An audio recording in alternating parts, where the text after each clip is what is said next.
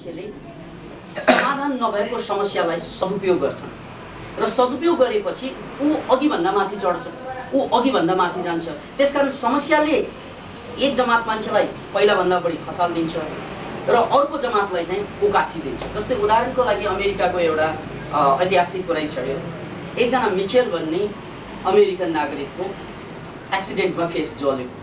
Face जलिसकेपछि उनले plastic surgeon कहाँ गएर आफ्नो फेसलाई ठिक पार्न खोजे, तर कम्प्लिटली ठिक भएन, कुरूप भयो। अब कुरूप भइसकेपछि त्यो कुरूप अनुहार भनेको त नेगेटिभ कुरा हो, त्यसको समाधान त छँदै छैन, ट्राई गरेको हो, भएन। त्यसपछि उनले सदुपयोगतिर लाग्यो। हेर्नुहोस्, एकजना सामान्य मान्छेलाई समस्या आयो, अनुहार कुरूप भयो र देशमा चुनाव हुँदै थियो र त्यो चुनावमा एउटा सामान्य मान्छेले स्वतन्त्र उम्मेदवारी दिए र नारा के दिए भन्नाले जहिले पनि तपाईहरू राम्रो अनुहार चुन्नुहुन्छ, नराम्रो परिणाम भोग्नुहुन्छ।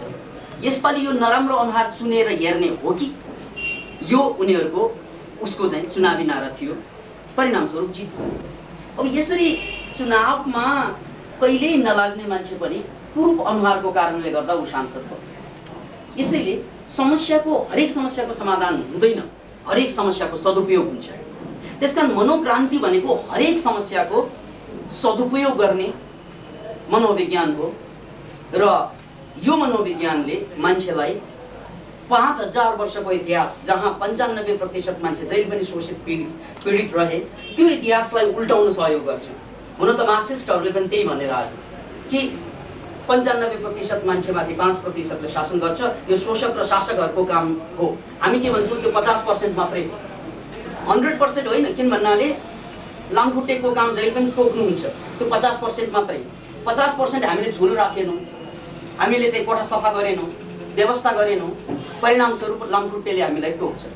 लामखुट्टेले टोक्नु 50%, आफूले व्यवस्था नगर्नु 50%। त्यसकारण शोषक र शासकले 5000 वर्षदेखि 95% भन्दा बेसी जनतामाथि शोषण र शासन लाग्छ, त्यो उसको धर्म हो, स्वभाव हो। तर जनताले जहाँ आफू चुकेको छ त्यो पनि त हेर्नुपर्छ, त्यो 50%। त्यसकारण त्यसैलाई हामीले मनोक्रान्ति भनेका हौँ कि यदि मान्छेले आफ्नो यो 50% दायित्व, उत्तरदायित्वलाई बोध गरेर मलाई शोषण र शासन गर्नुमाथि मेरो मात्रै, उनीहरूको मात्रै कारण होइन, मेरो पनि कारण छ भनेर बुझ्ने हो भने धेरै कुराहरू बुझ्छौँ। एउटा कुरा त कि शक्तिशाली बन्ने मान्छेहरू हाम्रै यो शोषित वर्गबाट पनि उठ्ने हो। धेरै मान्छेहरू त त्यस्तै छन्, तर उनीहरू शक्तिशाली किन भयो त भन्नाले उनीहरूले समस्यालाई सदुपयोग गरे। र हामी आम जनता कमजोर किन हुन्छौँ त भन्नाले हामी समस्याबाट भाग्छौँ, समाधान खोज्छौँ, एउटा समाधान हुन्छ, फेरि अर्को समस्या आउँछ, हो त्यो पनि समाधान हुन्छ, फेरि अर्को समस्या आउँछ, जिन्दगी समाधानमै लाग्छ र बाँच्ने छुट्याउन सकिन्छ। किनभने अहिले देशको माओवादी समस्यालाई लिउँ। माओवादी समस्यालाई चाहिँ एउटा व्यक्तिले, एकजना मान्छेले चाहिँ समाधान गर्न सकिँदैन। त्यसको लागि हामी जम्मै जनता लाचार छौँ। यत्र हामी चाहिँ बुद्धिजीवी छौँ देशमा, यत्र मान्छेहरूले चाहिँ प्रयास गरिसके माओवादी समस्यालाई समाधान गर्नको लागि, तर सकिएन। किन सकिएन त भन्नाले यो सबैको लागि आफ्नो बसभित्रको कुरा होइन त्यो। हामीले सक्दैनौँ। अब सक्दैनौँ भने के पीडित भएर बस्ने, कि हामी बर्बाद भएर बस्ने, अथवा हामी मानसिक रूपमा पीडित हुने? अब त्यसको चाहिँ जवाफ के हुन्छ त भन्नाले माओवादी समस्यालाई समाधान गर्ने व्यक्ति पनि छ यो देशमा। चाहे भने 24 घण्टामा समाधान गर्न सक्ने व्यक्तित्व पनि छ। गर्न सक्नुहुन्छ त्यो व्यक्तित्व म होइन, त्यो व्यक्ति शेरपात महाराज हो। उहाँले चाहनुभयो भने हुन्छ त्यो, तर हामीले चाहेर हुँदैन। त्यसकारण उहाँको लागि त्यो समस्याको समाधान हुन्छ, हाम्रो लागि सदुपयोग मात्रै हुन्छ, समाधान हुँदैन। राजाले के गर्नुपर्छ? धेरै गर्न सक्नुहुन्छ राजाले। सबभन्दा पहिला त राजा भनेको देशको सम्पूर्ण जनतालाई समान रूपमा अवसर दिनको लागि, देशमा शान्ति व्यवस्थालाई कायम गर्नु, जनतालाई न्याय प्रदान गर्नु र विकासको लागि आफ्नो तर्फबाट सहयोग गर्नु। न्याय, शान्ति, सुरक्षा र विकास, यो तीनवटा इस्यु होइन र? अहिले राजाको तर्फबाट यो तीनवटा हुन सक्छ। तर अब त्यसको लागि राजाले प्रजातान्त्रिक रूपमा पनि त पेश हुनु पर्यो, प्रजातान्त्रिक रूपमा पनि त पेश हुनु पर्यो। तर मैले देखिरहेको छुइनँ। अहिले देशको एउटा विकराल समस्या कसरी गइरहेछ भन्नाले एकातिर पार्टीहरूप्रति विश्वास गर्ने अवस्था छैन, किनभने 12 वर्षको इतिहास, कालो इतिहास अगाडि छ। अर्कोतिर कि पार्टी बाहेक माओवादी जुन लडिरहेका छन् र उनीहरूकै कारणले धेरै मान्छेहरू घरबार विहीन भएका छन्, हत्या आफ्ना चाहिँ सन्ततिहरू मरेको पनि देख्न बाध्य भइरहेका छन्, जसको कारणले गर्दा उनीहरूले धेरै मान्छेले पनि यो हिंसाको बाटोलाई स्वीकार गर्न सकिरहेको छैन। त्यसैले पार्टी माओवादीहरूको एउटा जुन समस्याको माहौल छ त्यस्तै समस्या हामी राजामा पनि देखिरहेका छौँ कि प्रजातान्त्रिक रूपमा चाहिँ अगाडि बढ्न सकिरहेको छैन। त्यसकारण के गर्न सकिन्छ त यस अवस्थामा भने पहिलो कुरा कि यो सम्पूर्ण समस्याको समाधान नहुन सक्ला, सदुपयोग हुन सक्ला हाम्रो तर्फबाट। र त्यो सदुपयोग भनेको के त? देशको अहिलेको समस्याको जड भनेको गरिबी होइन र? सत्तासीनहरू शान्तिका कुरा गर्छन्, शान्ति 46 साल अगाडि पनि थियो र क्रान्ति पनि हामीले भोगेकै हौँ। क्रान्ति र शान्ति दुवैले देशलाई विकास गर्दैन। देशलाई विकास गर्ने साइन्स र टेक्नोलोजीको विकास हुनुपर्छ र साइन्स र टेक्नोलोजीको विकासको लागि अहिलेको अवस्था सबभन्दा उपयुक्त अवस्था देख्छु म, सबभन्दा राम्रो अवस्था। किन भन्नाले यो देश गरिब हुनुको कारण शान्तिले पनि होइन, क्रान्तिले पनि होइन, अथवा यो दुवै आउनाले पनि यो देशको गरिबी मेटिँदैन। यसलाई मेट्नु छ भने कि यस देशका 10,000 जति युवाहरूलाई साइन्स एन्ड टेक्नोलोजी पढ्नको लागि संसारभरका विश्वविद्यालय खुल्नु पर्यो र त्यहाँ 8-10 वर्ष उनीहरू बसेर वैज्ञानिक बनेर फर्किसकेपछि, फर्काउने व्यवस्था गरिसकेपछि पूर्व मेचीदेखि पश्चिम महाकालीसम्म ल्याबोरेटरी यानि साइन्सको प्रयोगशालाहरू हुनु पर्यो। अनि बल्ल गएर साइन्टिस्टहरू बनेर आएका हाम्रा विद्यार्थीहरू साइन्टिफिक ल्याबोरेटरीमा काम गरेपछि मात्रै यो देशको चाहिँ दिगो समस्याको समाधान हुन्छ र यस अहिलेको लागि सदुपयोग। त्यतिन्जेलसम्म यो युद्ध चाहिँ जारी रहेको के छ? त्यतिन्जेलसम्म ताकत छ भने रोकौँ। त्यही भन्दैछु, ताकत छ भने प्रमुख कुरो होइन। अब कस्तो छ भनेदेखि शान्तिको कुरो गर्नु हो होइन? यहाँ शान्ति, मैले शान्तिको कुरा गरेको छुइनँ होइन, भावना त आखिर त त्यही होइन। म शान्तिको पक्षधर होइन। शान्तिभन्दा महत्त्वपूर्ण शान्ति प्रमुख मुद्दा होइन। देशलाई शान्ति चाहिए छैन, मान्छेलाई शान्ति चाहिएछ। किन भन्नाले देश त हिजो पनि शान्त थियो, मान्छे अशान्त थियो। त्यसकारण मूल कुरा मान्छेको मनलाई कसरी शान्त गर्ने। यो विकासको कुरो भयो, अब यो विभिन्न किसिमको वैज्ञानिक टेक्नोलोजीको विकासको कुरो भयो, जसले गर्दा देश विकास हुन्छ, आवश्यकता त्यही हो भन्ने खालको कुरो हो। हजुर, अब चाहिँ देश विकासकै निमित्त चाहिँ जङ्गलमा पसेर चाहिँ युद्ध गर्नेले चाहिँ भत्काउने कुरा चाहिँ भत्काइरहेका छन्। भाका दूरसञ्चारका टावर भत्काएका न्युज सुनिन्छ भन्दाखेरि भाका पुलपुलेसा, भाका अब विभिन्न किसिमका विज्ञान प्रविधिका क्षेत्रमा जुन छन् अब विभिन्न किसिमका जलविद्युत योजना भत्काइएका कुरा छन्। अब यो चाहिँ साँच्चै भन्नु भनेदेखि तपाईँ यस सम्बन्धमा चाहिँ के भन्नुहुन्छ र? यो विकासको लागि नै यो क्रान्ति गरिएको हो कि यो विकास गरेको कुरालाई भत्काउनको लागि चाहिँ क्रान्ति गरिएको? तपाईँको भनाइ चाहिँ यसमा के छ? म माओवादी क्रान्तिको सन्दर्भमा बोल्न गइरहेको छुइनँ, म मनोक्रान्तिको बारेमा बोल्दैछु। तपाईँको दृष्टिकोण यसमा दृष्टिकोण irrelevant, that is irrelevant question to me. विकास भयो भने शान्ति स्वतः आउँछ भन्ने आशय व्यक्त गर्नुभयो। विकास भयो भने अब अमेरिका विकासको चरम उत्कर्षमा छ, तर नेपालमा जति मान्छेको त्रास छ, मरिन्छ भन्ने त्रास, त्योभन्दा पनि बढी त्रास अमेरिकामा छ त। अमेरिका जस्तो विकास देशमा यसले के बुझाउँछ? यसले के बुझाउँछ भन्नाले अहिलेसम्मको 5000 वर्षको इतिहासको मान्छेको परिवर्तन भनेको भौतिक परिवर्तन मात्रै हो र मान्छेको मूल समस्या भनेको खान नपाउनु अथवा चाहिँ घर बनाउन नपाउनु होइन। मूल समस्या उसकै मन हो, जहिले पनि अतृप्त रहने मन। त्यसकारण उसको मनमाथि कन्ट्रोल छ भने ऊ जहिले पनि ह्याप्पी बन्न सक्छ। अब मनमाथि नै कन्ट्रोल छैन भने ऊ जहिले पनि स्याड हुन्छ, पीडित हुन्छ।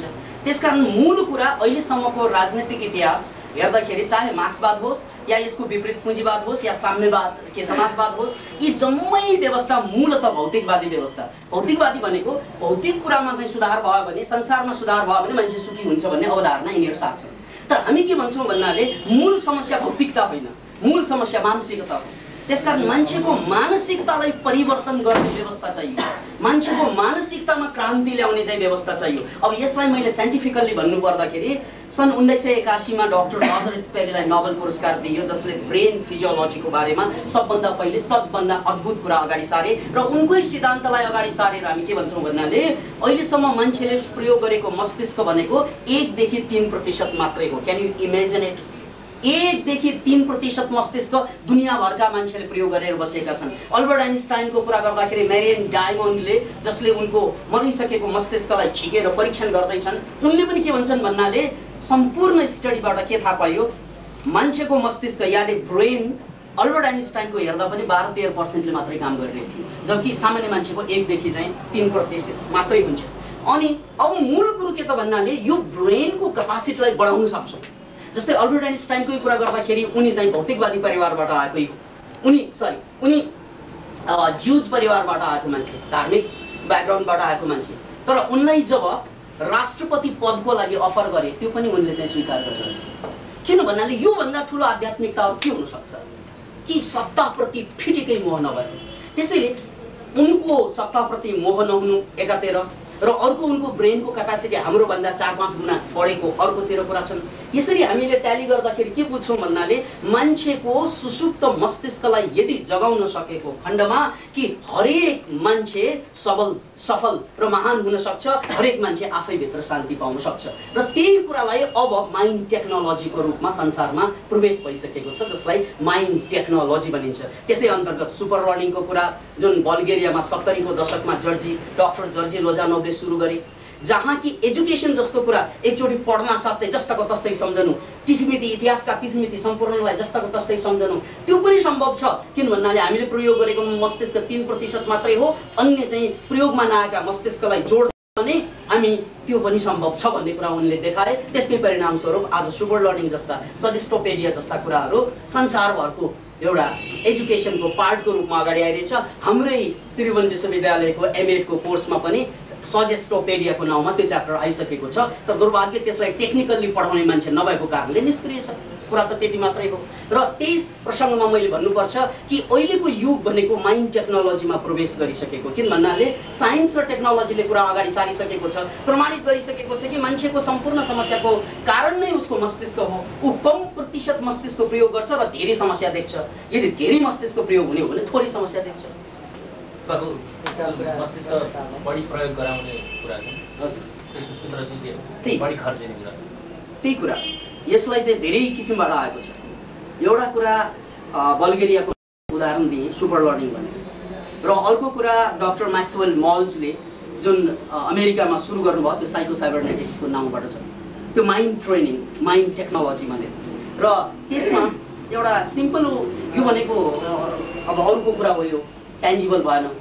अनि रेकीको कुरा मात्रै म देखाउन सक्ने कुरा मात्रै भन्छु, किन भन्दा यहाँ हामी प्रत्यक्ष देखाउन सक्ने कुरा मात्रै भन्छु कि माइन्ड टेक्नोलोजी अन्तर्गतै एउटा चाहिँ रेकी भन्ने विद्या छ, जसमा चाहिँ हातले छोएर बिरामीको रोग निको पारिन्छ।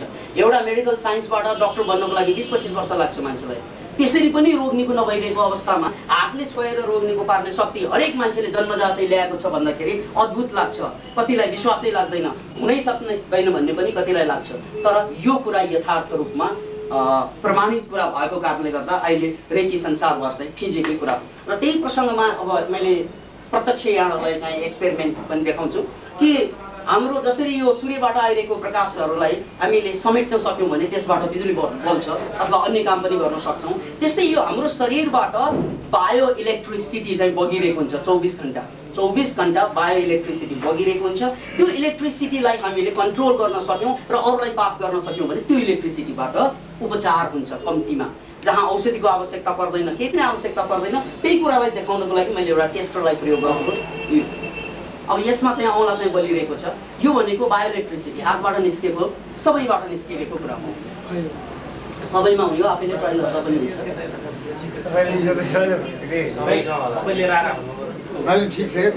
जुन टेस्टबाट हुन्छ, जुनबाट हुँदैन, यो सेन्सिटिभ छ। किन भन्नाले हाम्रो शरीरबाट तल सुन्नुहोस् न, अर्थिङ दिनुपर्छ।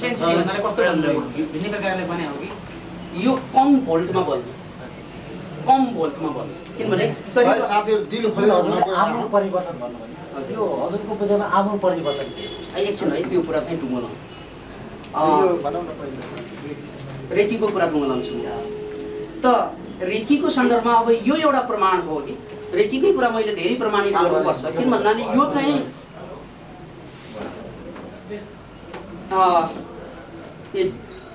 त्रिचन्द्र कलेजकी प्रोफेसर एचडी रञ्जित कारले एउटा एक्सपेरिमेन्ट गर्नुभयो रेकी सिकेर। उहाँ बोटनिस्ट त्रिचन्द्र कलेजमा SD रञ्जित कार बोटनीमा चाहिँ प्रोफेसर हुनुहुन्छ। अनि उहाँले यो रेकी भन्ने यो चमत्कारले मान्छेको रोग त निको पार्छ। आफू बोटनिस्ट भएको कारणले गर्दा यो बोटनीमा कृषिमा पनि यसले केही परिवर्तन ल्याउँछ कि अथवा प्लान्टमा पनि ल्याउँछ भनेर हेर्नको लागि त्यही समयमा दुईवटा, एउटालाई चाहिँ रेकी दिने अर्कोलाई नदिने प्लान्ट चाहिँ सुरु गर्नुभयो। यो सारौँ एउटामा रेकिड नन रेकिड भनेको छ। यी फोटो चाहिँ सार्दै यो भर्खर मात्रै एक्सपेरिमेन्ट गर्नुभएको त्रिचन्द्र कलेजकी प्राध्यापक SD रञ्जित कार। जसले रेकी सिक्नुभयो अनि यसलाई प्रयोग गर्नु। अनि 21 दिन 5-5 मिनेट जसमा रेकी पास गरिएको छ। छिटो पुर्यो।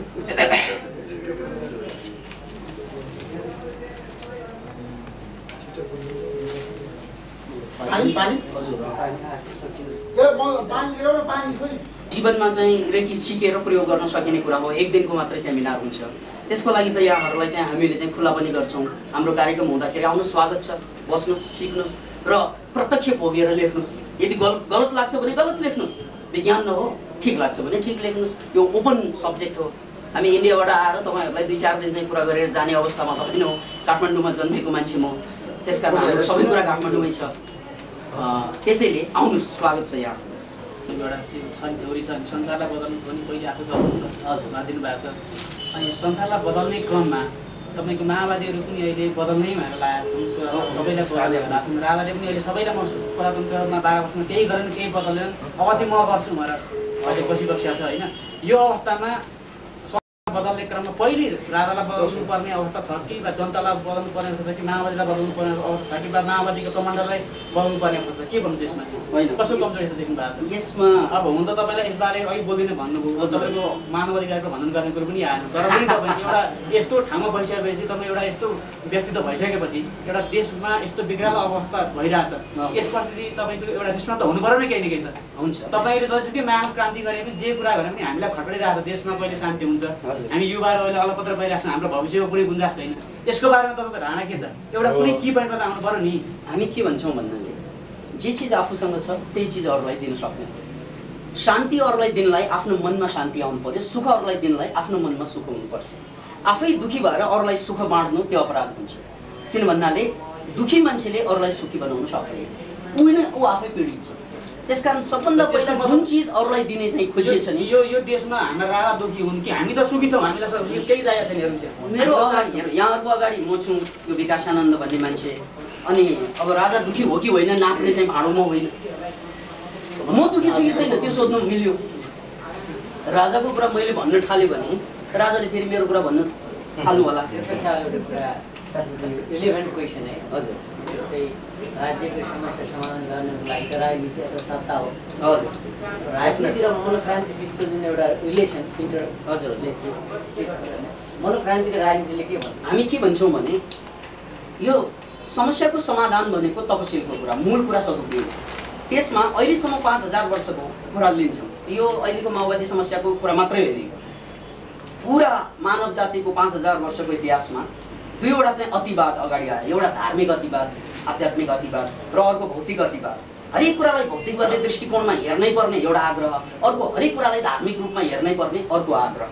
र यो 5000 वर्षसम्म यिनीहरू अगाडि बढ्दा बढ्दा पनि आज पनि मान्छे चाहिँ न भौतिकवादबाट चाहिँ सन्तुष्ट छन्, न अध्यात्मवादबाट कसैलाई केही भएको छ। त्यसैले हामीले के देखिरहेका छौँ भने मूल कुरो भनेको यो 5000 वर्षको इतिहासमा क्लियर रूपमा भौतिकवादले मान्छेलाई यस्तो बिल्डिङ बनाउन सिकाएको छ, यो टेलिभिजन बनाउन सिकाएको छ, कम्प्युटर बनाउन सिकाएको छ, त्यसमा शङ्का छैन। भौतिकवादको आफ्नो चाहिँ ठुलो राम्रो पक्ष छ, त्यो हो सम्पत्तिको उत्पादन गर्नु। अनि अध्यात्मवादको पनि ठुलो एउटा उपलब्धि छ। त्यो के त भन्नाले मान्छे अलिकति मेडिटेसनमा गयो भने, अलिकति योगामा डुब्यो भने हेल्थी बन्छन्, एक्टिभ बन्न थाल्छन्। त्यसमा सँगै गर्नु पर्दैन, अब सबैले भनिरहेको कुरा हो। त्यसकारण आध्यात्मिक चिन्तनाले मान्छेलाई शान्त बनाउँदो रहेछ, ह्याप्पी बनाउँदो रहेछ। भौतिकवादी चिन्तनाले मान्छेलाई चाहिँ सम्पत्तिवान, धनी बनाउँदो रहेछ। तर यो दुईवटा कुरा चाहिँ दुई ध्रुव भयो मान्छेको विडम्बना। त्यसकारण हामी के चाहन्छौँ भन्नाले यो आध्यात्मिक चिन्तना र भौतिक चिन्तना जोड्नुपर्छ। त्यो जोड्ने काम अहिलेसम्म कसैले गरेन। त्यो जोड्ने ताकत राजनीतिमा मात्रै छ, अरूमा हुँदैन। किनभने त्यसको लागि सबभन्दा ठुलो संस्था चाहियो। आध्यात्मिक चिन्तना र भौतिक चिन्तनालाई जहाँ जहाँसम्म वैज्ञानिक कुरा छ जोडौँ, अवैज्ञानिकलाई फालौँ। त्यो जोड्ने काम राजनीतिले गर्ने। अब फेरि राजनीति भन्ने मान्छे होइन, राजनीति भनेको त वस्तु होइन, के अरे राजनीति भनेको त विचार हो। त्यसकारण त्यो विचारलाई सञ्चालन गर्ने त मान्छे हो।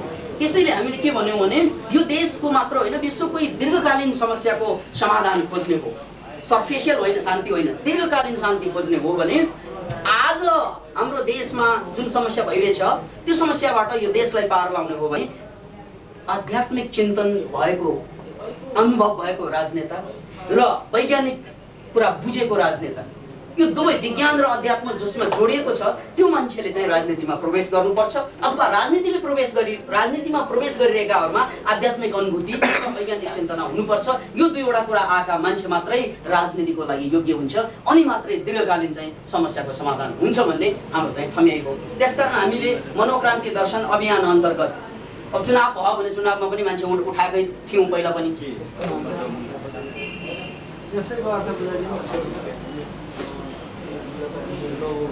लोगो यो मनोक्रान्ति यन्त्र, यो सपनाबाट पास भएको यन्त्र भयो। अब यो क्वेसन मार्क चाहिँ इन्भर्टेड भएको।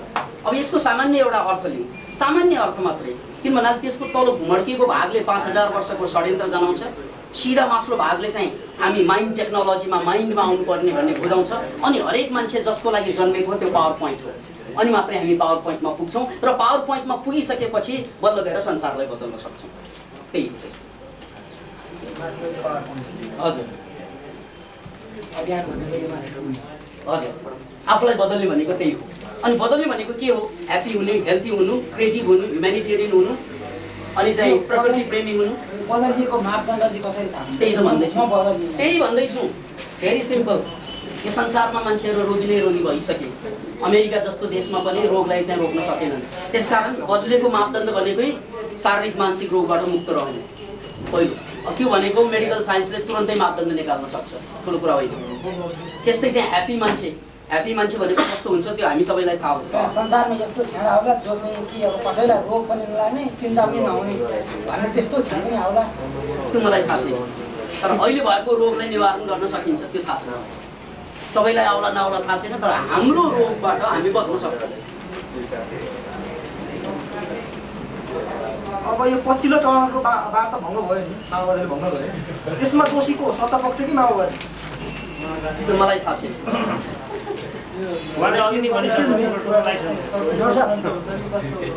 प्राय यहाँले भन्न खोज्नु भएको यो आमूल परिवर्तन के हो? आमूल परिवर्तन भनेको के हो? कहाँनिर आएको छ? जीवन र जगतलाई हेर्ने दृष्टिकोणमा आमूल परिवर्तनै मनोक्रान्ति। त्यो त मैले भनेकै छु। आमूल परिवर्तन भनेको अहिले हामीले जसरी हेरिरहेका छौँ त्यसको उल्टो हेर्नु। जस्तै यो यसमा आधा पानी भरेको भए, आधा पानी मैले खाइसकेपछि यसलाई चाहिँ आधा मेरो बोतल खाली छ भनेर पनि हेर्न मिल्यो होइन, आधा भरेको छ भनेर पनि हेर्नु मिल्यो। आमूल परिवर्तन भनेको अहिले हामी नेगेटिभ हेर्छौँ, ल मेरो खत्तम, आधा त बर्बाद छ, म भन्छु अझै आबाद छ। मैले भने नि यो माओवादी समस्या यो देशको लागि वरदान, यो देशको लागि योभन्दा ठुलो वरदान हुनै सक्दैन। किन भन्नाले माओवादी समस्याको कारणले गर्दा नेपाल संसारको केन्द्रबिन्दु भयो, नेपालमा ध्यान संसारको पुगेको छ। त्यसकारण यो समस्याको सदुपयोग गर्नुपर्छ, समाधान होइन। किनभने समाधान गरियो भने पहिला जस्तै गरिब हुन्छौँ हामीहरू। त्यसकारण सदुपयोग भने के त? मैले अघि नै भने कि साइन्टिस्टहरू डेभलप गर्ने अभियानमा लाग्ने यो समय हो। यही हो आमूल परिवर्तन। चिन्नेको बेला हजुर सबैले सहयोग पनि गर्छ। यो हतियार मनोक्रान्तिको हतियार। जस्तै मनोक्रान्ति भनेको आफूलाई बदलेर संसारलाई बदल्ने। कसरी बदल्ने आफूलाई, कसरी बदल्ने संसार, त्यसको लागि हामीले 5वटा हतियार अगाडि सारेका छौँ। जसरी माओवादीहरूले हतियार जम्मा गरे हामीले पनि गर्दैछौँ। त्यसमध्ये चाहिँ सुपर लर्डिङ जस्तो कुरा बल्गेरियाबाट तान्यौँ हामीले, साइबरनेटिक्स जस्तो कुरा चाहिँ अमेरिकाबाट तान्यौँ, अनि रेकी जस्तो जापानबाट तान्यौँ। योगलाई चाहिँ हामीले अद्यावधि गऱ्यौँ। वैज्ञानिक मनोक्रान्ति वैज्ञानिक योग भनेर नयाँ संस्करण निकाल्यौँ योगको, र मनोक्रान्ति ध्यान भनेर यो सबैलाई युग सुहाउँदो ध्यानको आविष्कार गर्यौँ। यसरी हामीले चाहिँ 5वटा कुरा हतियारको रूपमा अगाडि सारेका छौँ। अब यो नेपाल होइन प्राकृतिक दृष्टिकोणले सम्पन्न छ। हजुर अब गरिबी हटाउन हामीले अब के भन्छ अघि यो भौतिक विज्ञानलाई जोड दिने कि प्राकृतिक सम्पदाहरू सदुपयोग गर्ने? दुवै गरिबी हटाउनु भनेको फर्स्ट प्रायोरिटी कसलाई दिने हामीले? विज्ञान नभइकन सदुपयोग हुँदैन, विज्ञान चाहिँ छ।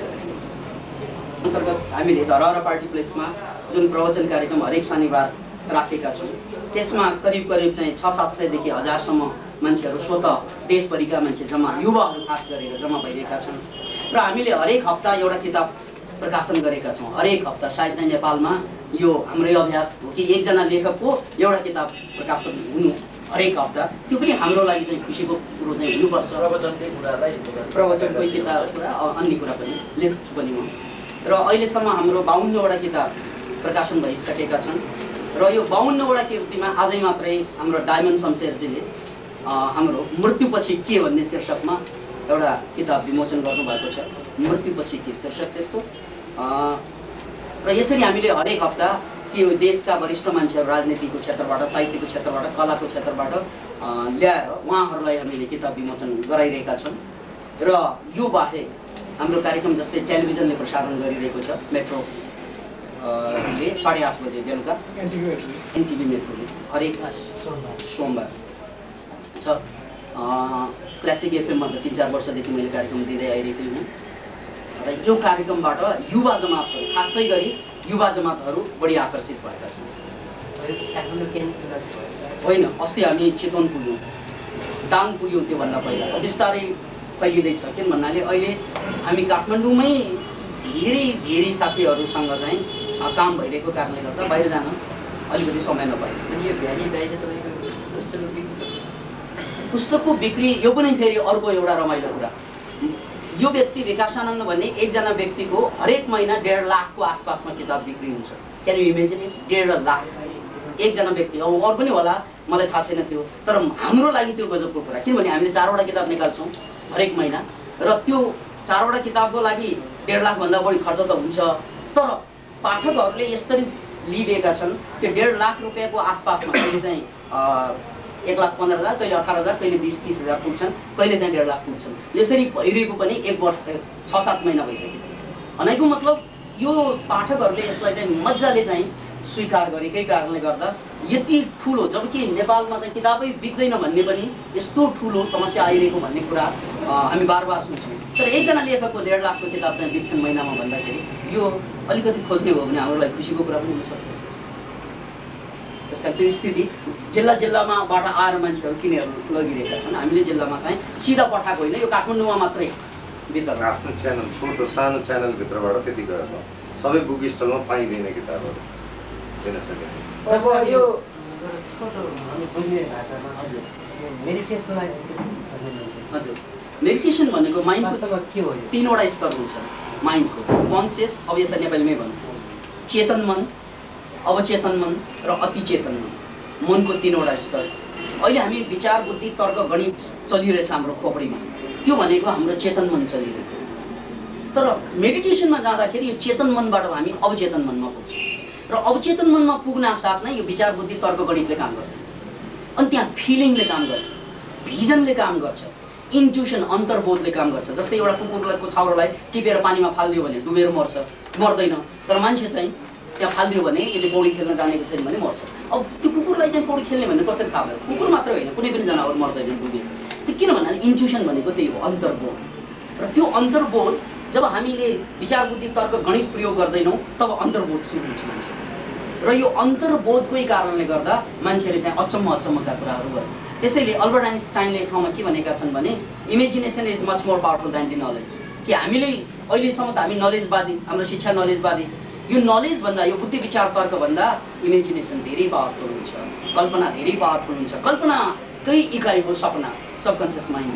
त्यसकारण मेडिटेसनमा जाँदाखेरि हामी टेक्निकल्ली भन्दाखेरि अहिले हामी बिटा लेभलमा छौँ, मेडिटेसनमा हामी अल्फामा पुग्छौँ।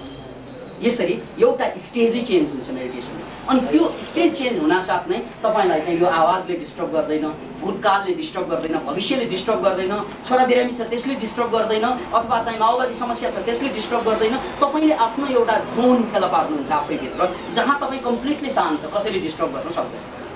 त्यो क्षेत्र सबकन्सियस माइन्डभित्र हुन्छ। त्यसकारण अब मेडिटेसनमा त्यहाँ जानुको लागि धेरै गाह्रो कुरा होइन। तपाईँले 10 मिनट गहिरो सास चलाउँदाखेरि पनि यो अक्सिजन चाहिँ चेन्ज हुने कारणले गर्दा छिटै मेडिटेटिभ मुड आउँछ। कतिलाई नआउनु पनि सक्छ। त्यसकारण रेकी भन्नाले योगा नै होइन, रेकी जापानबाट सुरु भएको, योगा इन्डियाबाट भनिन्छ। फरक धेरै छ। योगा भनेको आध्यात्मिक चिन्तना भयो, भौतिक रोग निको पार्नेदेखि लिएर अध्यात्म समाधिसम्म पुग्ने बाटो योगा भयो। रेकी भनेको उपचार गर्ने तरिका, योगामा उपचार गर्ने तरिका भनेर आउँदैन। मेडिटेसन त हुन्छ, मेडिटेसन दुवैमा हुन्छ, मेडिटेसन त सबैमा हुन्छ। त्यसले योगा माने नमान्ने किन भन्नाले यसरी मान्यो भने सबैलाई एउटै माने भइहाल्छ नि। अनि हामी जम्मै मान्छे हो नि होइन, तैपनि नाम छुट्टै छुट्टै हुन्छ नि, विशेष त अलग अलग छ। समग्रमा हजुर हजुर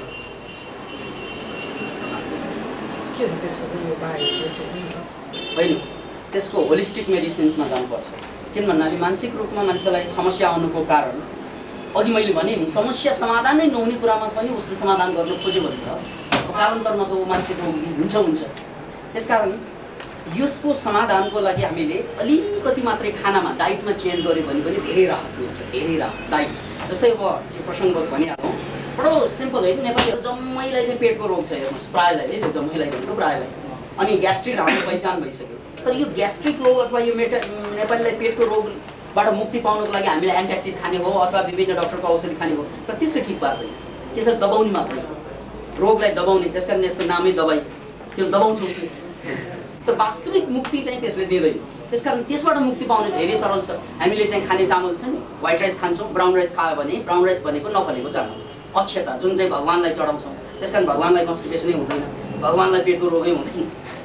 किन यो त जोक गरेको पाडोको जोक। यो खानामा मात्रै अलिकति चेन्ज गऱ्यो भने मान्छेहरू शक्तिशाली हुन्छ।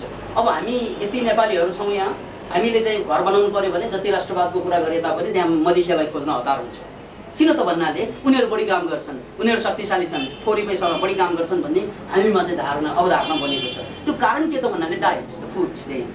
किन भन्नाले हामी चामल खाने, उनीहरू चाहिँ गहुँ खान्छन्। गहुँमा भिटामिन ई हुन्छ बढी, र भिटामिन ईले टेस्टोस्टेरोन भन्ने हर्मोन बनाउँछ, र टेस्टोस्टेरोन भनेको सेक्स हर्मोन पनि हो र त्यसले जोस र जाँगर पनि दिन्छ।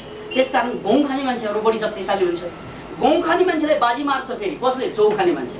अब युरोपका मान्छेहरू जौ खान्छन्, हेर्नुहोस् है। त्यसकारण नेपाली राष्ट्रिय मुक्तिको कुरा यो राजनीतिबाट यसरी खालि चाहिँ व्यवस्था परिवर्तन भएर शासन व्यवस्था ल्याएर हुँदैन। त्यो परिवर्तन पूर्णतया ल्याउनको लागि भोजनमा परिवर्तन हुनुपर्छ, खानामा हाम्रो राष्ट्रिय भोजन नै परिवर्तन हुनुपर्छ। एउटा कुरा म भन्छु तपाईँलाई, ओमेगा 3 भन्ने एउटा तेल हुन्छ, ओमेगा 3, र त्यो तेल भनेको यो ब्रेनको डेभलपमेन्टमा सबभन्दा ठुलो भूमिका खेल्ने। जस्तै उदाहरणको लागि पहिला चाहिँ सन् 1998 अगाडिसम्म मान्छेले के ठाने थिए भन्दा भेजिटेरियन हुनु नै सबभन्दा राम्रो डाइट हो। तर 1998 मा एउटा अद्भुत चाहिँ तथ्य अगाडि के आयो त भन्नाले कि मान्छेहरू यो धरतीमा 30 लाख वर्षदेखि छन्, 30 लाख वर्षदेखि, तर मान्छेको विकसित इतिहास 5000 वर्ष मात्रै भयो, लिखित इतिहास 5000 वर्ष मात्रै भयो। अनि 29,95,000 वर्ष उनीहरू के गरेर बसे? जुम्रा मारेर बसे या शिकार खेरेर मात्रै बसे? उनीहरूले खासै डेभलप गरेको देखिएन ऐतिहासिक रूपमा कुरा गर्दाखेरि। अनि यही सन्दर्भमा किन यिनीहरू 5000 वर्षमा मात्रै डेभलप भयो भनेर खोज्दै जाँदा फ्रेजर गेट्स जस्ता चाहिँ वैज्ञानिकहरूले के पाए त भन्नाले उनीहरू जब नदीको किनारमा बस्न थाले त्यहाँदेखि सिभिलाइजेसन डेभलप भयो। किन त भन्नाले अब डाइट फेरि हिजो चाहिँ जनावर चारकुटेको मासु खाइन्थ्यो शिकारी समाजमा, अब आएर उनीहरूले चाहिँ माछा उनीहरूको प्रमुख भोजन रहन गयो। अनि माछा खाएर चाहिँ ब्रेन यसरी पावरफुल किन हुन्छ त भनेर अब वैज्ञानिकहरूले चेक गर्दा हाम्रो ब्रेनमा जुन तेल हुन्छ त्यो पनि ओमेगा 3 र माछामा पाइने तेल पनि ओमेगा 3 मिल्ने कुरा। त्यसकारण माछा खाने मान्छेहरू ब्रेनी हुन्छन् भन्ने कुरा त अलिअलि चाहिँ कता कता चाहिँ सुन्ने चाहिँ गरिन्छ, जस्तै बङ्गालीहरू खुब खान्छन् भन्ने कुरा हामी सुन्छौँ। र यो कुरा मिलिसकेपछि अब के आयो त भन्नाले ओमेगा 3 तेल भनेको ब्रेनको लागि साह्रै ठुलो कुरा। अब हामीले त्यो खाइरहेको तेलमा ओमेगा 3 माछाको तेल त महँगै पर्ला, त्यो तेलको सट्टा हामीले खान सक्ने त्यससँग मिल्दोजुल्दो तेल भनेको आलसको तेल। दुर्भाग्यवश नेपालीहरूले आलसको तेल, आलस उत्पादन गरेर पनि खाँदैन। ल हेर्नुहोस् है। त्यसकारण वास्तवमा यो देशलाई साह्रै ठुलो क्रान्ति चाहिएको छ भने म भन्छु पहिलो त भोजनबाट क्रान्ति गर्नु पर्यो। के खाने के नखाने त्यही थाहा छैन।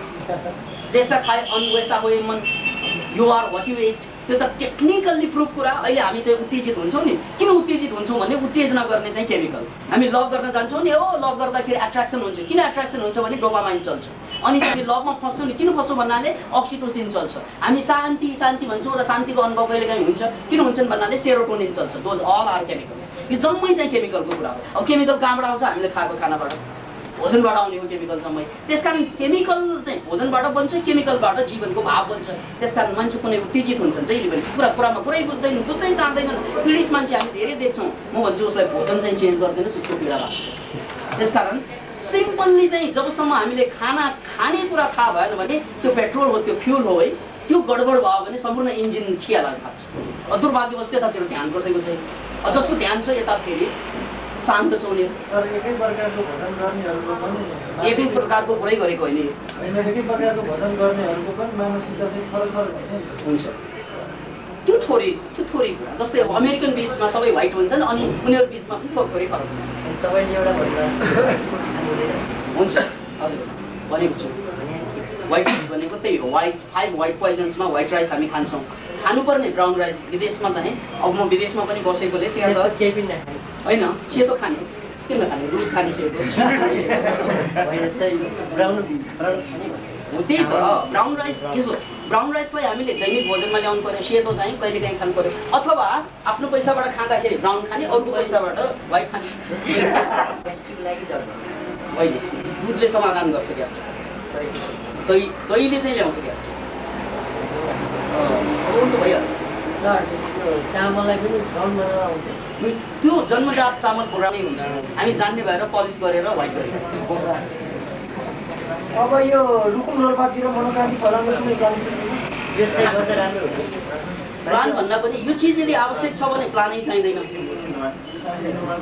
आवश्यकै कुरा हो भने प्लान चाहिँदैन। जस्तै अब माओवादीका कतिपय साथीहरू माओवाद छोडेर चाहिँ मनोक्रान्तिमा आइरहेको कुरा तपाईँहरूलाई थाहा नै भएको कुरा हो। त्यसकारण उहाँहरूले के भन्छन् भन्नाले म लान्छु मनोक्रान्ति रुकुम रोल्पातिर भनेर रोल्पाका मान्छेहरू पनि आइरहेकै छन् रुकुमका पनि छन्। हामीले प्लानै बनाउनु पर्दैन किन भन्दा आवश्यकता अनुसार खोज्दै आउँछ। डाक्टर साहब यो भोजनको कुरा गर्दाखेरि यो सुमुत्र पानको कुरा धेरै आइरहेछ। हजुर के छ यहाँको यो फर्स्ट क्लास मान्छेको जीवनमा दुधभन्दा मुट पिउनु जाति भनेर हामी पनि भन्छौँ। किन भन्नाले दुध त हानिकारक भइसक्यो। मुट चाहिँ किन चाहिँ यसले रोगको उपचार गर्छ भने मुटमा 98% पानी हुन्छ 2%मा एउटा युरिया हुन्छ 1% र अर्को चाहिँ अलिकति भिटामिन्स अलिकति मिनरल्स र अलिकति एमिनो एसिड जुन चाहिँ शरीरले पचाउन सकेन त्यो कुरा हुन्छ। त्यसकारण यसमा 20 तत्त्व भनेको 1% मात्रै हुन्छ र त्यसलाई पनि प्रोटिन नखाने हो दुध नखाने हो मासु नखाने हो भने मात्रै है। फेरि चुरोट रक्सी आदि त खाने भएन साथसाथै प्रोटिनै पनि धेरै लिनु भएन। त्यो प्रोटिन थोरै लिएर मूत्रलाई चाहिँ पान गर्ने हो भने यसबाट रोग निको पार्छ। जस्तै मराठी देसाईको कुरा चाहिँ सबैलाई थाहा छ। उनले चाहिँ टेलिभिजन ब्रिटिस टेलिभिजनलाई खुब हँसाएको थिए कि तपाईँ चाहिँ यसरी चाहिँ यस्तो उमेरमा पनि जवान जवान देखिनुहुन्छ। कारण के रहस्य के भन्नाले म आफ्नो मुठ थोरै खान्छु एक ग्लास। अनि यो शरीरले चाहिँ अनावश्यक खानाको काम नलाग्ने पदार्थ चाहिँ मूत्रबाट जान्छ भनिन्छ। फेरि त्यही चिज खाँदाखेरि फेरि शरीरलाई फाइदा गर्ने हुन्छ। किन हुन्छ त भन्दा साइड इफेक्ट हुँदैन हुँदैन साइड इफेक्ट हुँदैन। हामीले खारै हेरेर भन्छ साइड इफेक्ट त्यही त प्रोटिन चाहिँ घटाउनु पर्छ। प्रोटिनले चाहिँ मूत्रलाई विषाक्त बनाइदिन्छ। त्यसकारण सुमूत्रपान गर्ने मान्छेले बढी चाहिँ नेचुरल फुड खानु पर्यो। अब यो त तपाईँले एउटा स्याउलाई चाहिँ मसिनमा हालेर जुस निकाले जस्तै यहाँ चाहिँ च्याउ चपाउने यहाँबाट निकाल्ने जुसै त हो।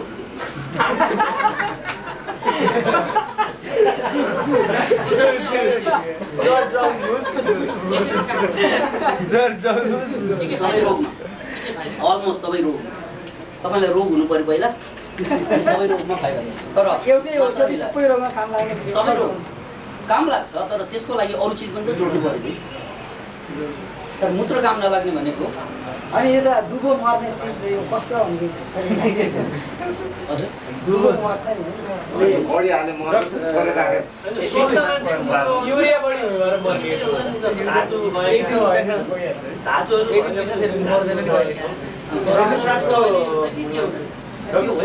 अबमा चाहिँ कस्तो छ त्यो भन्दिनु कस्तो सेवन गर्न नराम्रो युरिनरी ट्र्याक इन्फेक्सन केसमा चाहिँ सोमूत्र गर्नु त्यो केसमा मात्र किडनीमा प्रब्लम छ भने किनभने छान्ने काम उसैले गर्नेको त्यही डिफेक्ट आयो भने त्यो गर्नु पर्यो। डाक्टर साहबको चाहिँ स्टडीमा चाहिँ यो भोजनले चाहिँ मान्छेको मेन्टालिटी सबै गाइडेड गर्ने भएको हुनाले 50% यो देश चाहिँ हामीले जो पोलिटिकल लिडरहरू छन् जो हरेक क्षेत्रमा नेतृत्व तहमा भएका मान्छेहरूको चाहिँ एज अ होल उनीहरूले खाने भोजनको चाहिँ क्यारेक्टर अध्ययन गरेर र यहाँहरूले दिएको गाइड अनुसार त्यसको के रिजल्ट आएछ र तिनीहरूले कस्तो भोजन गरिरहेछन् र त्यसले के प्रभाव पारेछ भन्ने केही त्यस्तो छ? यो माओवादी समस्या त्यस्तै खाएर हालेको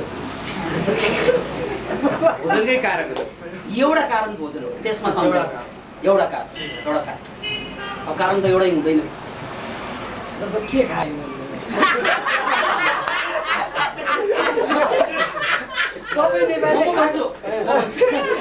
हेर्नुहोस् यो ब्रेनलाई सबभन्दा उत्तेजित गर्ने चाहिँ फुड तत्त्व भनेको चाहिँ व्हाइट सुगर चिनी खानुहुन्छ नि।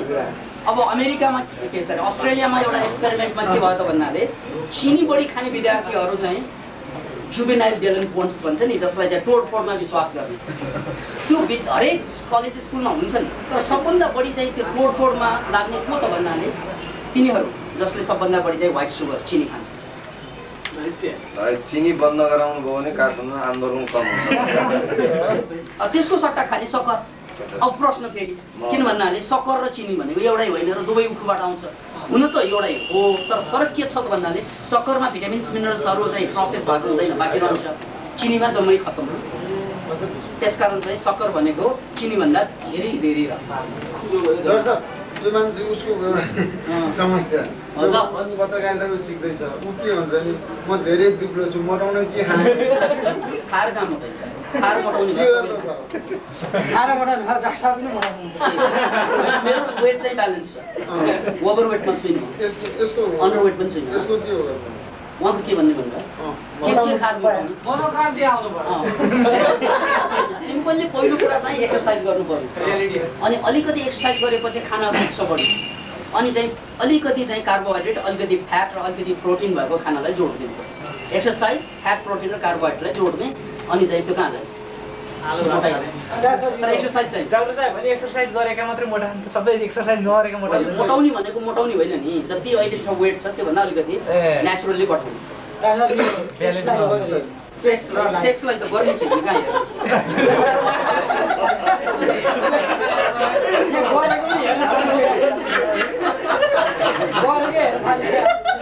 त्यो मानसिक रोग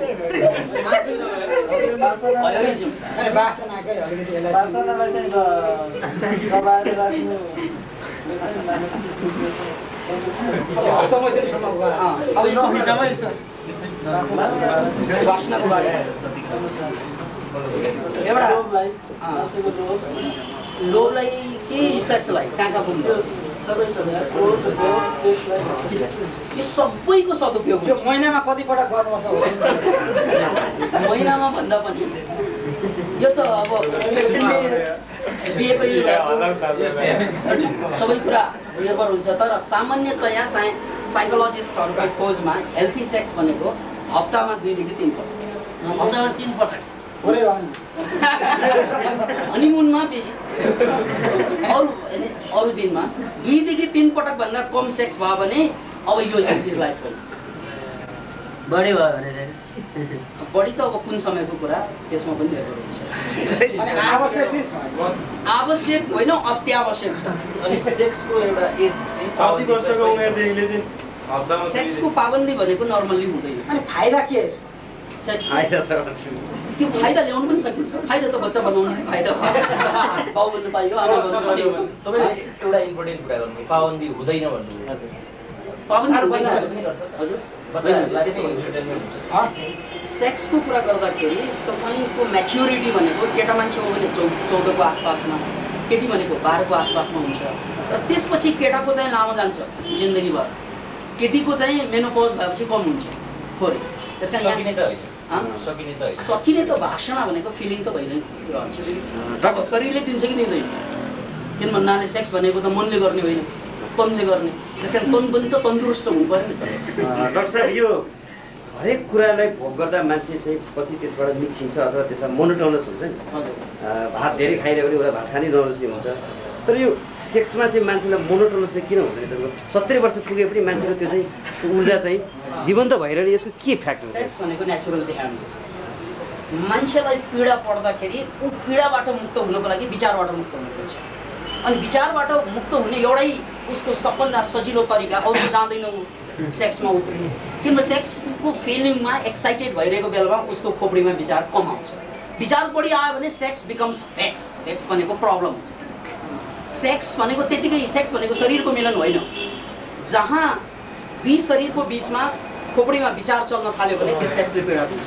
भनेपछि मान्छे त्यो सेक्सको एउटा चरम उत्कर्षमा पुगेको बेला भनौँ न 5 सेकेन्ड 10 सेकेन्ड त्यो 20 सेकेन्ड कति हुन्छ त्यति बेला ऊ चाहिँ एउटा त्यो निर्माणको तहसम्म पुग्या हुन्छ त्यसलाई लम्बाउनु सक्यो भने सकिन्छ त्यो पनि आर्ट हो सेक्सलाई यदि तपाईँले लामो पार्दै लानु सक्नुभयो भने किन भन्नाले तान्त्रिक सेक्समा एन्डिङ हुँदैन बिगिनिङ मात्रै हो हाम्रो सेक्समा एन्डिङ मात्रै खोज्छौँ जसरी हामीले जागिर खाँदाखेरि जागिरभन्दा तल खोज्छौँ त्यस्तै सेक्समा इज्याक्युलेसन खोज्छौँ र इज्याक्युलेसन चाहिँ भइसकेपछि मान्छेको समस्या छ फेरि बल्झिन्छ त्यसकारण त्यो सेक्सलाई तपाईँले लामो समयसम्म चाहिँ तान्ने त्यो औषध सौषध खाएर होइन अवेयर भएर बोध भएर त्यसरी चाहिँ सक्नुभयो भने सेक्स चाहिँ थेरापी बन्छ यहाँसम्म कि क्यान्सर जस्ता सुरुका स्टेजका रोगलाई पनि सेक्सले ठिक पार्छ त्यसलाई सेक्स थेरापीको रूपमा अहिले सुरु भइरहेको छ एउटा च्याप्टर डक्टर साहब यो यङ जेनेरेसन अथवा युवा यो जुन यौवन अवस्थाका युवा युवतीहरूले बढी मात्रामा हस्तमैथुन गर्छन् अनि यसले कति असर गर्छ शरीरलाई संसारमा ठिक र गलत केही पनि छैन विचारले बनाउने हो धेरै गर्नु भएन धेरै थोरै पनि विचारै पनि हुनसक्छ भनेपछि त्यो हस्तमैथुन पछि अथवा तपाईँको सेक्स गरेपछि मान्छे त्यो शिथिल भइ देखिन्छ नि नैराश्य हुन्छ नि त्यो चाहिँ त्यो विचारले हो कि शारीरिक रूपले नै विचारले तपाईँले एउटा एक्सपेरिमेन्ट गर्न सक्नुहुन्छ हस्तमैथुन गर्नुहोस् र गरिसकेपछि त्यो माइन्डलाई इज्याक्युलेसन हुने बेलामा इन्फर्मेसन दिनुहोस् जति जति चाहिँ म हस्तमैथुन गर्छु त्यति म मेरो ब्रेन तगडा हुन्छ म जे पनि सम्झन सक्छु 10वटा 20वटा चाहिँ डिक्सनरीबाट गाह्रो गाह्रो वर्ड पनि त्यहाँ राख्नुहोस् है अनि चाहिँ इन्फर्मेसन दिनुहोस् म हस्तमैथुन गर्न साथ चाहिँ यो पढ्छु म जस्तो तस्तै याद हुन्छ अनि चाहिँ हस्तमैथुन पछि पढ्नुहोस् अनि फेरि चाहिँ त्यसलाई चाहिँ कण्ठस्थ गर्न खोज्नुहोस् त्यो कहिले पनि बिर्सिँदैन किन भन्नाले हस्तमैथुनको अवस्थामा पनि सेक्सुअल यो माइन्ड कन्सियस लेभलबाट सबकन्सियसमा जान्छ र त्यो बेलामा हाम्रो ब्रेन चाहिँ बढी यो सबकन्सियस भनेको त 90% क्यापासिटी त्यो खुल्छ त्यो बेला दिएको इन्फर्मेसनले काम गर्छ त्यसकारण हजुर यहाँ सुन्नुहोस् त्यसकारण यहाँ सेक्सको कारणले मान्छे जस्तै हस्तमैथुनले युवाहरू खत्तम हुने होइन त्यो हस्तमैथुन गरिसकेपछि उसले ल मैले नचाहिने काम गरेँ भने इन्फर्मेसन दियो भने सिद्धि त्यसकारण त्यसलाई पोजिटिभ इन्फर्मेसन दियो भने केही पनि गर्दैन किन भन्दा त्यो नेचुरल प्रोसेस डाक्टरसँग भेट भएको बेला मलाई एउटा धेरै पहिलेदेखि एउटा जिज्ञासा सुन्नु पानी सकिसक्यो यो मेरो कुनै एउटा पुरानो मित्र छ हजुर उसँग मेरो 10-15 वर्षदेखि भेट भइरहेको छैन तर आज चाहिँ मैले अचानक त्यो मान्छेलाई सम्झेँ त्यो कहाँ होला है त्यो फलानु राम 3 दिनपछि त्यो मान्छेसँग भेट भइरहेको हुन्छ यो चाहिँ के हो यो संयोग यस्तो त्यसलाई सिङ्क्रोनोसिटी भन्छ सिङ्क्रोनिसिटी त्यो भनेको सिङ भनेको टुगेदर होइन क्रोनोस भनेको टाइम दुईवटा समय एकैपल्ट जोडिन आउनु त्यो सबकन्सियस लेभलमा हुन्छ त्यो हाम्रो माइन्डको एउटा वेभ तरङ्ग छ अल्फा बिटा थेटा डेल्टा 4वटा वेभ जस्ट संयोग मात्र संयोग होइन संयोग होइन त्यसको साइन्स छ त्यसलाई चाहिँ सिङ्क्रोनोसिटी टेलिपैथी भन्छ नि यस्तो यो जस्तो मैले जति पनि सपनाहरू देख्नु थालेँ कहिले किताब सपनामा देख्छु मलाई नेपाल सर देख्छु कहिले चाहिँ तपाईँको सेवा सपना गएको सपनामा जहिले चाहिँ गाह्रो सपना यो के भयो खालि पुरुषहरू मात्रै खालि उनीहरूसँग मात्रै डिस्कसन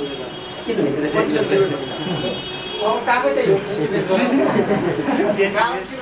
कारण किनभने तपाईँ त्यही सोच्नुहुन्छ होला सपनामा त्यति उहाँको कुरा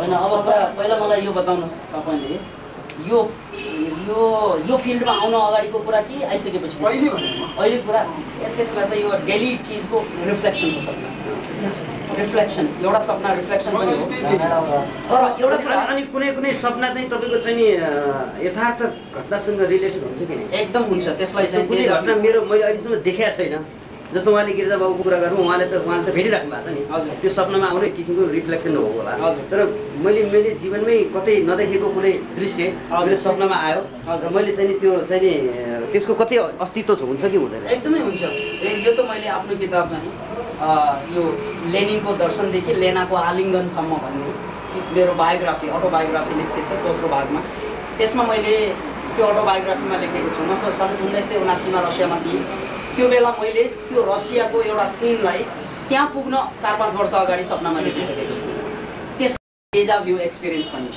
त्यसकारण सपना सिगमन्ड फ्राइडले व्याख्या गर्नुभयो अनुसार 5 किसिमको हुन्छ त्यसमध्ये एउटा किसिमको सपना यो हो अर्को किसिमको उहाँको सपना रिफ्लेक्टिभ सपना धेरै अरू पनि सपना छन्।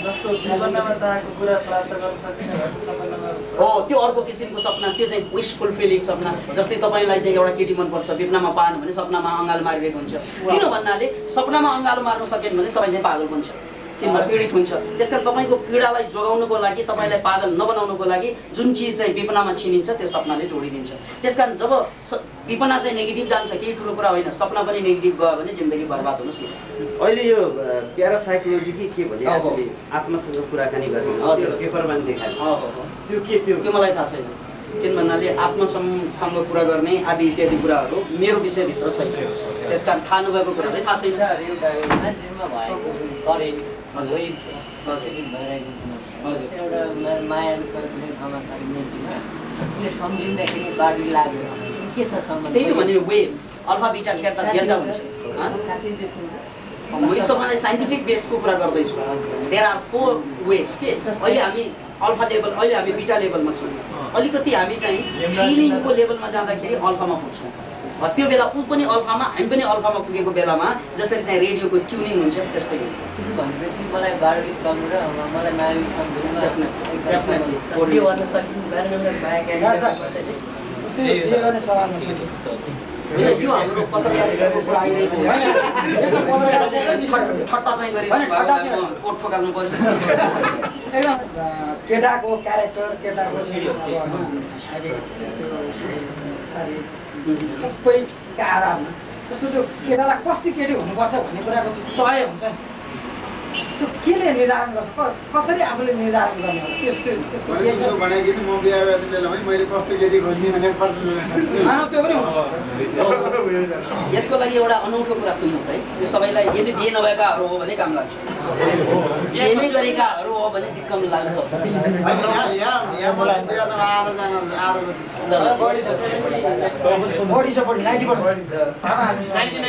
सबैको हितको लागि नै सबभन्दा पहिला के बुझ्नुपर्छ भन्नाले कस्तो केटी अध्यात्म केटी एउटै नभएको कारणले गर्दा केटी भन्नु पर्यो अथवा केटा अथवा केटी कस्तोसँग बिहे गर्नुपर्छ? हाम्रो सवाल अब हामीले त्यो खोज्ने क्रममा कसैले रूप खोज्छ, कसैले चाहिँ धन खोज्छ, कसैले शिक्षा खोज्छ होइन, यो जम्मै बेकार कुरा, तपसिलको कुरा, बेकार नभनौँ तपसिल होइन। मूल कुरो भनेको त्यो पार्टनरसँग तपाईँको जीवन सँगै जान्छ कि जाँदैन त्यो होइन र मूल कुरो। त्यो पार्टनरसँग सेयरिङ केयरिङ चाहिँ सेम लेभलमा भई सुखद दाम्पत्य जीवन त्यही खोज्नु भएको होइन र।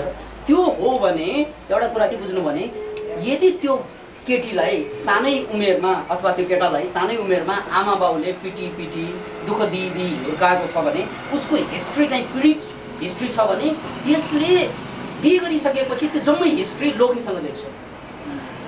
त्यसकारण यदि तपाईँ बच्नु हो भने केही पनि खोज्नु पर्दैन, उसको हिस्ट्रीमा चाहिँ आमा बाउप्रतिको कस्तो सम्बन्ध छ। आमा बाउलाई प्रेम गर्न नसक्ने चाहिँ केटीले लोग्नेलाई शङ्का मात्रै गर्न सक्छ, प्रेम गर्न सक्छ। किनभने त्यो चाहिँ सबकन्सियस माइन्डमा छाप परिसकेको हुन्छ। लोग्ने देख्नु भन्नु पनि उसलाई चाहिँ बाउ सम्झन्छ, त्यो बाउले पिटेको दुःख दिएको सबै कुरा चाहिँ जोडेर आउँछ। त्यस्तै आमाको पनि अनि सासूसँग चाहिँ पनि बाजाबाज। यदि आमासँग प्रेम निभाएको छ भने सासूसँग पनि मिलन थियो, किन भन्नाले त्यो प्रेम त्यहाँ रिफ्लेक्ट हुन जान्छ। त्यस कारण हाम्रो यो सासूसँग चाहिँ नमिल्नु भनेको कारण आमासँगै मिलेको हुँदैन। पहिलो कुरा त सासू त्यस बिचमा अब गर्ने प्रोसेसमा गयो भने त किन नहुनु, तर आम मान्छेले त गर्दैन त्यो।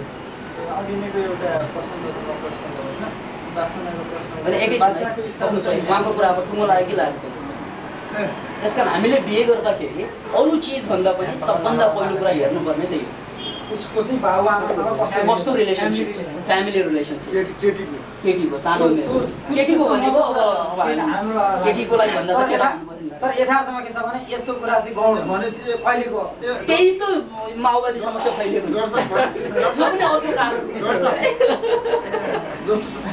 जस्तो बाबुआमासँग उसको चाहिँ सम्बन्ध राम्रो भएन साना भने मैले पनि श्रीमतीलाई चाहिँ राम्रो तपाईँले देख्नै गाह्रो हुन्छ कि त्यो पीडा बल्झिन्छ।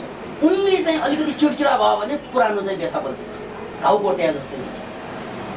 अनि यो पनि कुरा गजबको कुरा त यो पनि कि आमा बाउले सानो उमेरमा प्रेम दिएन भने 20-25 वर्ष लागेपछि चाहिँ भयानक रोग सुरु हुन्छ मान्छेमा। एउटा कुरा गजबको कुरा जस्तै चाहिँ अब कतिलाई चाहिँ क्यान्सर हुन्छ 40 वर्ष अगाडि नै, कतिलाई भाइ देखिरहेका छौँ हामी।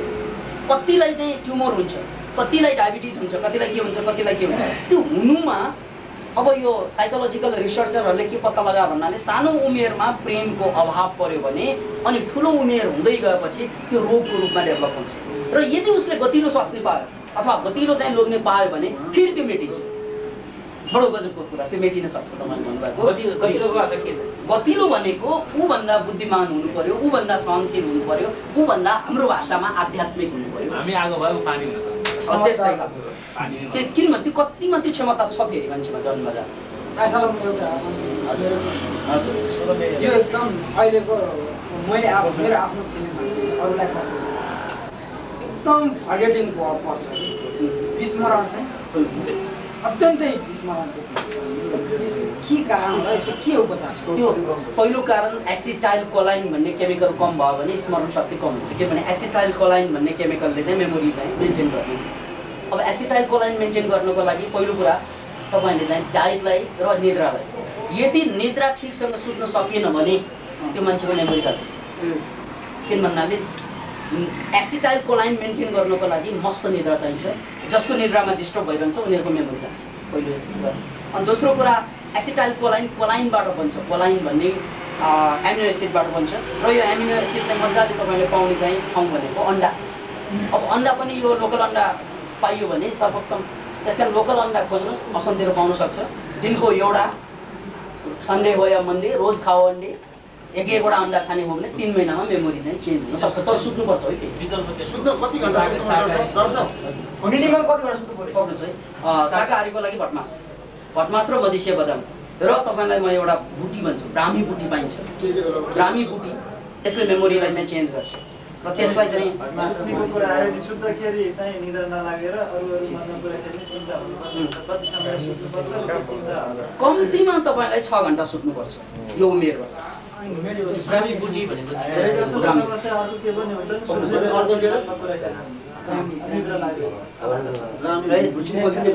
त्यसको लागि केही पनि गर्नु पर्दैन। तपाईँले बेलुका एक्सर्साइज गर्नुहोस् 20 मिनट बेलुका। किनभने बेलुकाको एक्सर्साइजले डाइरेक्ट निद्रालाई सघाउँछ, बिहानको एक्सर्साइजले पुग्दैन, हुँदैन। अब त्यो बियर खाएर सुत्यो भने माओवादी समस्या बल्झिन्छ। कति घन्टा सुत्नुपर्छ? 6 घन्टाको मिनिमम। उसो आज म 1-2 घन्टा पनि सुतेको छु। त्यसकारण त यहाँ पत्रकारहरू भेला मिल्नु कारण त्यही होला।